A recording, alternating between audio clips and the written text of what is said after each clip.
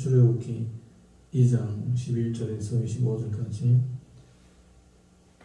모세가 장성한 후에 한 번은 자기 형제들에게 나가서 그들의 고되게 노동하는 것을 보더니 어떤 애굽 사람이 한 히브리 사람 곧 자기 형제를 치는 것을 본지라. 좌우를 살펴 사람이 없음을 보고 그 애굽 사람을 쳐 죽여 노래 속에 감추니라. 이튿날 다시 나가니 두 히브리 사람이 서로 싸우는지라. 그 잘못한 사람에게 이르되 내가 어찌하여 동포를 치느냐 하매 그가 이르되 누가 너를 우리를 다스리는 자와 재판관을 삼았느냐. 내가 애굽 사람을 죽인 것처럼 나도 죽이려느냐. 모세가 두려워하여 이르되 길이 탈로기를 하라. 바로가 이 일을 듣고 모세를 죽이고자 하여 찾는지라. 모세가 바로의 낯을 피하여 미디안 땅에 머물며 하루는 우물 곁에 앉았더라. 미디안 전장에게 7달이 있었더니 그들의 원수 물을 길어 고요히 채우고 그들의 아버지 양떼에게 먹이려 한대. 목자들이 와서 그들을 쫓는지라. 모세가 일어나 그들을 도와 그 양떼에게 먹이니라. 그들이 그들의 아버지 루엘에게 이를 앉아서 이르되 너희가 오늘은 어찌하여 이같이 속히 돌아오느냐. 그들이 이르되 한 애굽 사람이 우리를 목자들의 손에서 건져내고 우리를 위하여 물을 길어 양떼에게 먹였나이다.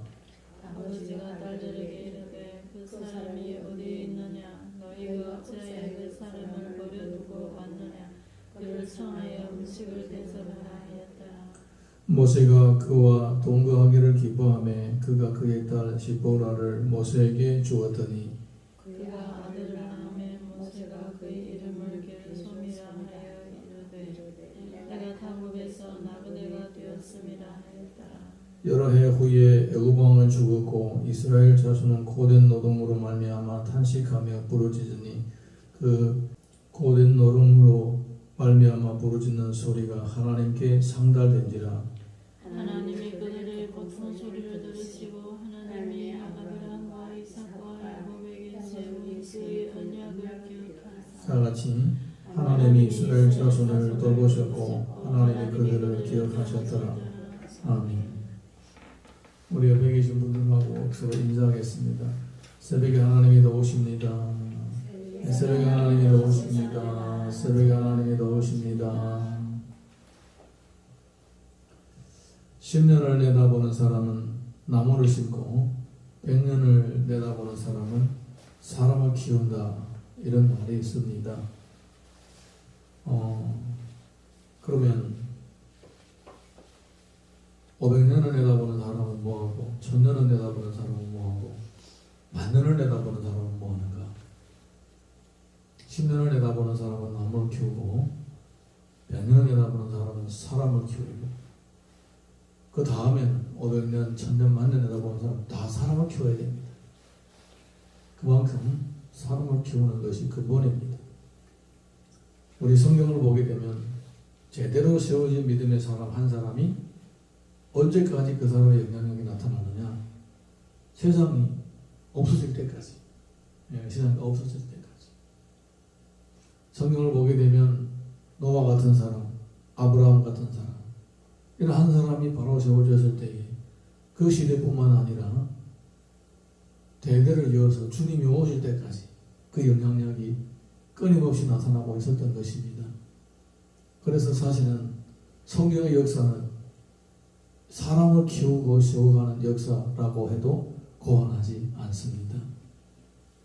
예수님이 제자들에게 말씀하실 때에 추수할 것은 많되 추수할 일꾼이 적으니 그러므로 추수하는 주인에게 일꾼을 보내주소서 하라. 그렇게 추수할 일꾼을 위하여 기도하라고 하기까지 하였습니다.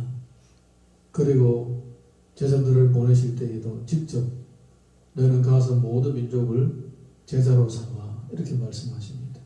가서 사람을 키우라 이렇게 말씀하시는 거예요.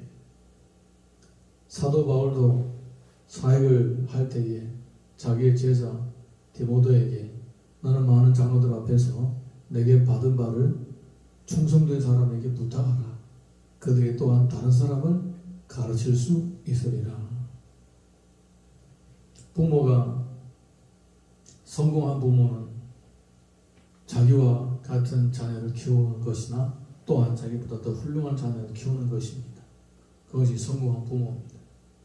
부모는 정말 위대하고 대단한 사람인데 자식들은 전부 다 비실비실합니다. 그러면 성공한 부모는 아닙니다.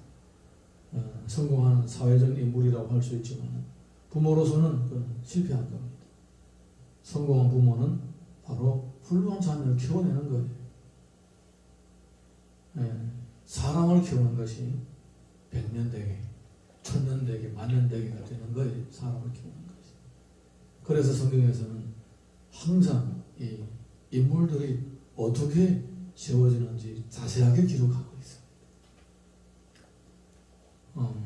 작은 인물들은 또 작은 인물 나름대로의 또 세워지는 과정들이 있고 큰 인물들은 큰 인물들로서 또 세워지는 과정들이 있는 것입니다.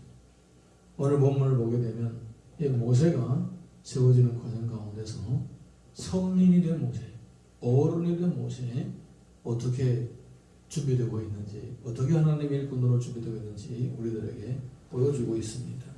우리 11절에서 15절 함께 읽어보겠습니다. 11절에서 15절 다 같이 읽습니다. 시작. 모세가 장성한 후에 한 번은 자기 형제들에게 나가서 그들이 고되게 노동하는 것을 보더니 어떤 애국 사람이 한 이브리 사람 곧 자기 형제를 치는 것을 보니라. 좌우를 살펴 사람이 없음을 보고 그 애국 사람을 쳐 죽여 머릿속에 감추니라. 이튿날 다시 나가니 또 이브리 사람이 서로 싸우는지라. 잘못한 사람에게 이르되 내가 어찌하여 동포를 치느냐 하면 그가 이르되 누가 너를 우리를 다스리는 자와 재판관으로 삼았느냐. 내가 애국 사람을 죽인 것처럼 나도 죽이려느냐. 모세가 두려워하여 이르되 이리 탈로 되었도다. 바로가 이 일을 듣고 모세를 죽이고자 하여 찾는지라. 모세가 포로의 낯을 피하여 미디안 땅에 머물며 하는 물 곁에 앉았더라. 모세는 환란의 시대에 태어나서 몇 번 죽을 뻔했다가 결국은 이제 바로의 아들이 되고 어머니와 또 누나와 형, 아빠의 그 관심 속에서 믿음의 사람으로 자랐습니다.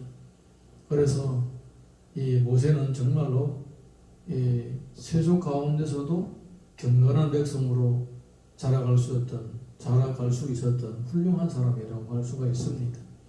거기에다가 현재의 자기들의 민족이 당하고 있는 고통과 어려움을 공감하고 있는 이런 사람이었습니다. 소위 비전이 있는 사람이고 사명감이 있는 사람이었던 것입니다.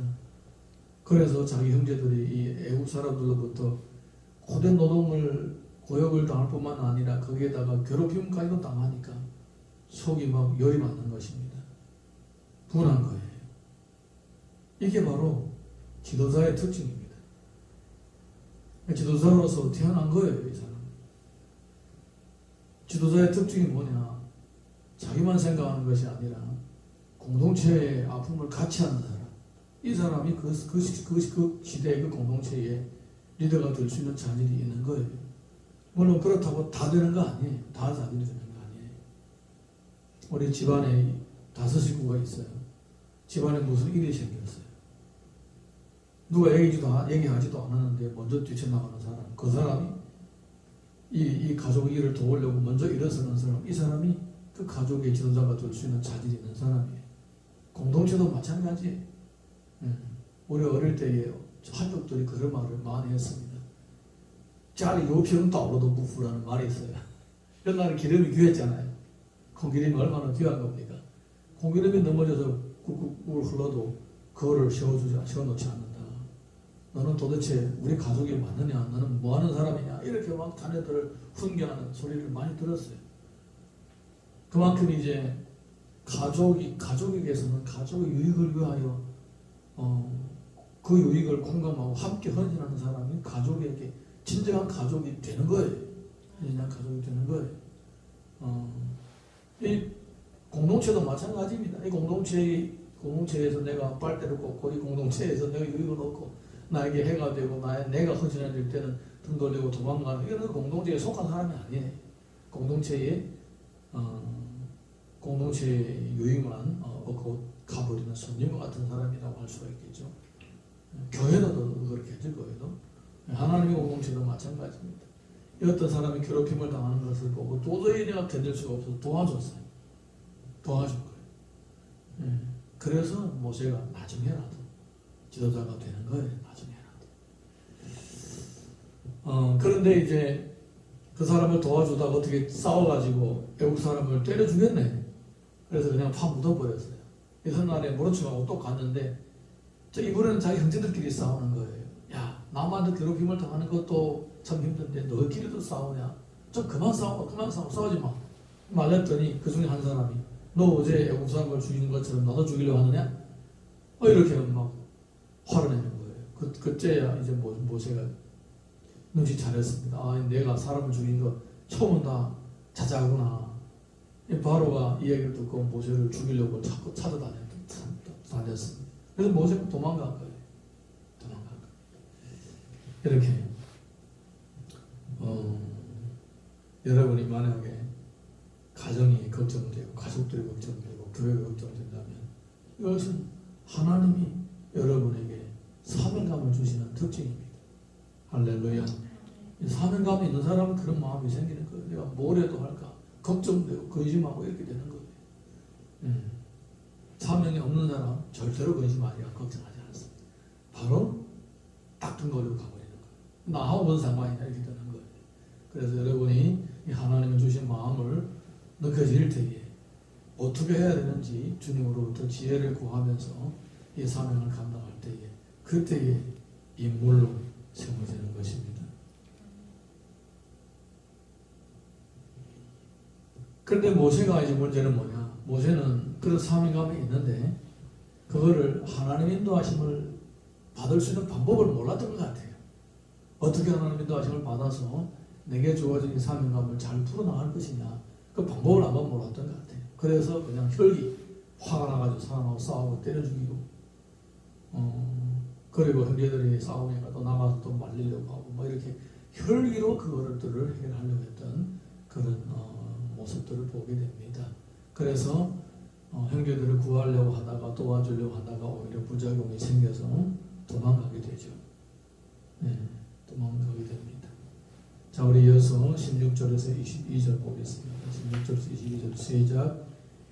미디안 제사장에게 7달이 있었더니 그들이 와서 물을 길어 그 위에 채우고 그들의 아버지의 양떼에게 먹이려 하는데 목자들이 와서 그들을 쫓은지라 모세가 일어나 그들을 도와 그 양떼에게 먹이니라. 그들이 그들의 아버지 루벤에게 이를 때에 아버지가 이르되 너희가 오늘은 어찌하여 이같이 속히 돌아오느냐. 그들이 이르되 한 애국 사람이 우리를 목자들의 손에서 건져내고 우리를 위하여 물을 길어 양떼에게 먹였나이다. 아버지가 딸들에게 이르되 그 사람이 어디에 있느냐. 너희가 어찌하여 그 사람을 버려두고 가느냐. 그를 청하여 음식을 대접하라 하였더라. 모세가 그가 동거하기를 기뻐하며 그가 그의 딸 시보라를 모세에게 주었더니 그가 아들을 낳으며 모세가 그의 이름을 게르솜이라 하여 이르되 내가 타옥에서 나그네가 되었습니다 하였더라. 도망다니면서 여기저기 헤매고 있었는데 어느 날에 우물 곁에 앉아 있었습니다. 여자 7명이 양떼를 몰고 우물에 와서 양들을 먹이려고 하는데 그 현지의 목자들하고 싸우게 된 거예요. 이 모세가 가만히 보니까 이 일곱 여자들이 괴롭힘을 당하는 거예요. 그래서 가서 도와줬어요. 다른 사람들을 다 쫓아내고 이 여자들을 도와주고 양떼를 먹이게 한 거예요. 그러면서 이제 여자들이 집에 돌아가서 아빠하고 얘기를 했더니 그 사람을 좀 데려와 식사를 대접하자. 데려온 거예요. 이게 또 어떻게 연결이 돼서 그 집 식구들하고 같이 생활하면서 그 집에 딸하고 결혼하고 그 집에서 이제 또 사위로 살게 된 거예요. 그래서 이제 그렇게 또 새로운 과정이 시작이 되는 것입니다. 근데 모세에게는 애굽의 이 모든 문화를 배우고 무용을 배우고 문화를 배우고 또 신앙을 배워나가는 40년의 과정이 필요했다면 이제는 새로운 40년 결혼하고 아이를 낳고 가정을 꾸리면서 어떻게 인내하면서 공동체를 위하여 헌신하는 것을 거기서부터 진짜 배우기 시작하는 거예요. 그리고 양을 치면서 양을 이끌고 다니는 목자의 그 심령을 공감하면서 지도자의 자질들이 거기에서부터 키워지는 거예요. 결과적으로 볼 때 그렇다라는 것입니다.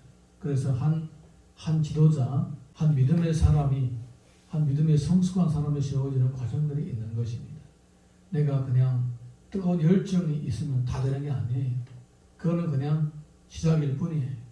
내가 만약에 주님을 향한 열정, 교회를 향한 열정, 또 우리 가족들을 도우고자 하는 그런 열정이 내 안에서 끓고 있다면 하나님의 인도하심이 필요한 것입니다.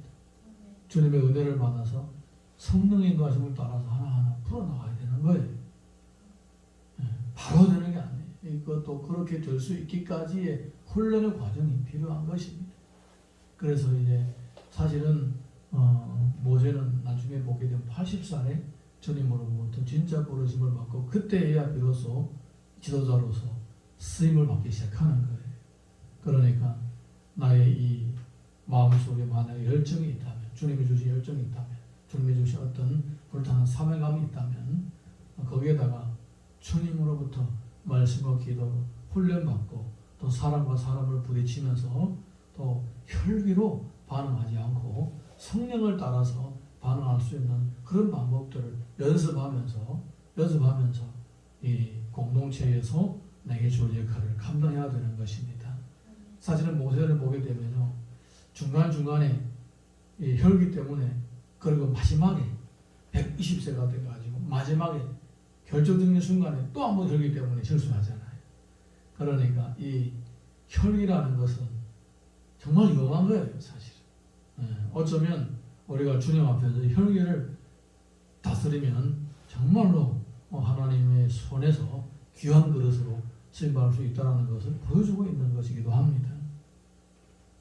이 40년 동안 훈련받고 플러스 40년 동안 80년 동안 훈련을 받은 모세도 결국 나중에 또다시 한번 혈기를 부림으로써 큰 실수를 하게 되는 것입니다. 평생 훈련받아도 끝까지 뿌리를 못 뽑아가지고 마지막에 한번 실수를 한 모세를 보면서 우리는 어떤 생각을 하게 됩니까? 내가 뜨거운 사명감에 불탈 때에 완전히 성령님 인도하심을 따라서 그 성령님의 온유하심을 순종함으로써 내 개인의 생각과 자존심, 혈기 이런 것들을 철저하게 묶어둬야 된다는 겁니다. 그게 훈련의 과정이에요. 그게 훈련의 과정. 사명과 이 훈련의 과정과 아울러서 매일매일마다 자신을 채워서 복종시키심으로써 하나님 앞에 건전하고 능력 있는 그러한 일꾼으로 세워질 수 있기를 주님 이름으로 축원합니다. 자, 우리 마지막에 이 구절 읽고 마치겠습니다. 자, 23절에서 25절 시작. 죽었고 이스라엘 자손은 고된 노동으로 말미암아 탄식하며 부르짖으니 그 고된 노동으로 말미암아 부르짖는 소리가 하나님께 상달된지라. 하나님이 그들의 고통 소리를 들으시고 하나님 아브라함과 이삭과 야곱에게 세운 그의 언약을 기억하사 하나님 이스라엘 자손을 돌보셨고 하나님이 그들을 기억하셨다. 아멘. 이쪽에서는 하나님이 이스라엘 백성을 구원하기로 작정하시고 이쪽에서는 구원함에 쓰임받을 수 있는 모세를 키우고 계셨습니다. 지금도 마찬가지입니다. 하나님은 하나님의 나라를 위하여 큰 일을 위해서도 일꾼을 준비하고 계시고 또 한 영혼, 우리 주변에 있는 어떠한 한 영혼, 정말로 보잘것없는 한 영혼을 구원하기 위해서도 또 보잘것없는 우리를 또한 세워서 또 사용하시는 거예요. 큰 일을 위해서는 큰 인물들을 키우고 계시고 작은 일을 위해서는 작은 인물들을 또 키우고 계시는 거예요. 그 부르심을 느끼고 또 동참하고 자신을 쳐서 복종시키면서 훈련받는다면 때가 되면 하나님께서 우리를 또 부르셔서 사용하게 되시는 겁니다.